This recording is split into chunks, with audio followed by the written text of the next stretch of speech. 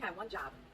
Didn't I ask you all to give your first impression of the character and just kind of reply or respond to the last video?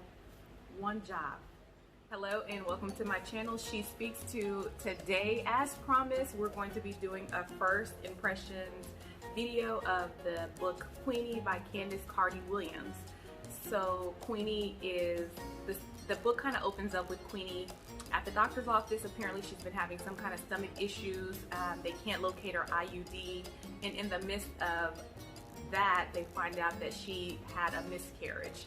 What I found interesting in this first chapter is she went to the doctor's office with her aunt. She spoke to her grandma later, even spoke to one of her best friends, Darcy, but did not feel vulnerable enough to tell any of them, and even Tom, who was the father of this child, about the miscarriage. So that's important to note, that she doesn't feel vulnerable enough, that she keeps stuff to herself. So it looks like she comes from a Jamaican family. Grandmother moved to England with her daughters. Queenie went to the doctor's appointment with her aunt Maggie, which that within itself lets you know that she's probably not close to her mother. And then her grandmother, at one point during the first chapter, her grandmother called her to find out how she was doing. And her grandma could tell something was wrong, but Queenie just said she was fine. And then she knew that her grandma would let her know that there's rough things or worse things going on in life that the grandma has been through, which is very true. Black families or African families or foreign families, they always have a story of how much worse their situation was, what they've been through. And so at a certain point you're like, why did you even ask me what was wrong? So we also find out that Queenie is on a break from her boyfriend Tom. Tom is white. We know in the story that Tom's grandmother, who is white, was kind of telling Queenie she couldn't wait for them to have kids. And then she kind of listed off the features that she thought the kids would have, as if you can choose how your kids would look. And most of the features are the typical features we would expect to see in mixed children that are considered really pretty. She made sure she told Queenie that the baby would be like coffee with milk or cream, so not too dark, and that the baby would have Queenie's hair or something like that, but make sure it had Tom's straight nose, as if you can pick and choose the features that you give your child.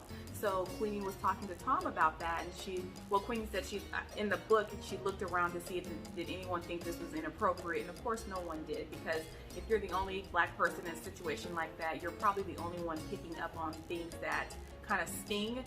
They don't feel that sting. They haven't been told that all their lives about their features, so they probably won't pick up on that. Tom also alluded to the fact that Queenie messed up his mother's birthday, so we don't know what happened.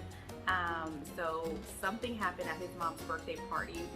We know that Tom makes more money than Queenie, and he asked her to move out of the apartment because he said he could afford it.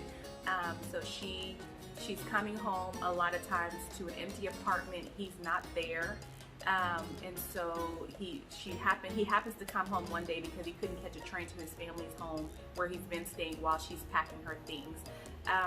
And the interaction was kind of, she tried to seduce him, like take off her shirt and say, you're sure you want to let go of all of this? So it's a little cringeworthy.